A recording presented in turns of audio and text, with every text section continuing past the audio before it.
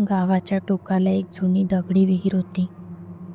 पाणी खोल, पण शांतता त्याहूनही खोल.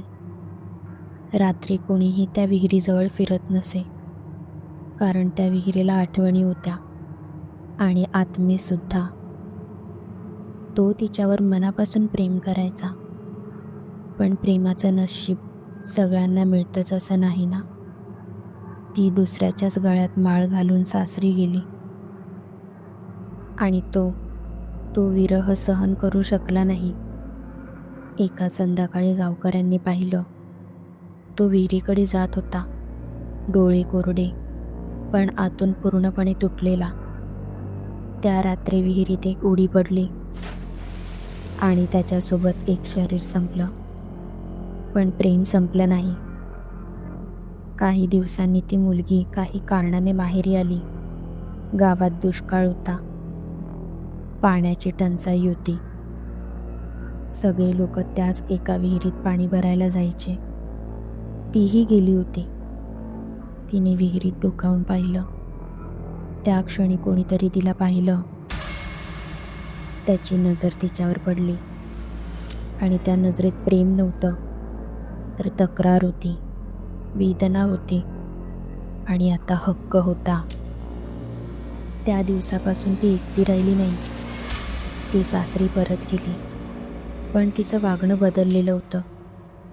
कधी अचानक पुरुषांसारखा आवाज, तर कधी अकारण राग, कधी रात्री एकटीशीच बोलणं. भरपूर डॉक्टर बदलले, उपचार बदलले, पण फरक शून्य. शेवटी तिच्या आईवडिलांनी ठरवलं. तिच्या सासरच्या माणसांना सांगितलं, काही दिवसांसाठी माहेरी नेऊ का? आमच्या गावातला एक वैद्य आहे, त्या वैद्याला आम्ही तिला दाखवतो. तिच्या सासरच्या माणसांनी होकार दिला. ती पुन्हा माहेरी आली आणि त्याच्यासाठी हीच एक संधी होती. आता ती तासनतास विहिरीजवळ बसायची, पाण्यात पाहत, कधी हसत, कधी रडत, जणू कोणाशी तरी बोलतच होती. असं करता करता एका रात्री गावात किंकाळी ऐकू आली. लोक धावत गेले त्या विहिरीजवळ. कोणी नव्हतं त्या विहिरीजवळ. विहिरीत डोकावून पाहिलं तर फक्त पाण्यावर उमटणारे वर्तुळ आणि थंड शांतता. तिनेही त्या विहिरीत उडी घेतली होती. कथा इथेच संपली नाही. काही दिवसांनी गावातल्या लोकांनी रात्री विहिरीजवळ 2 सावल्या पाहिल्या, हातात हात घालून पाण्यात तरंगत.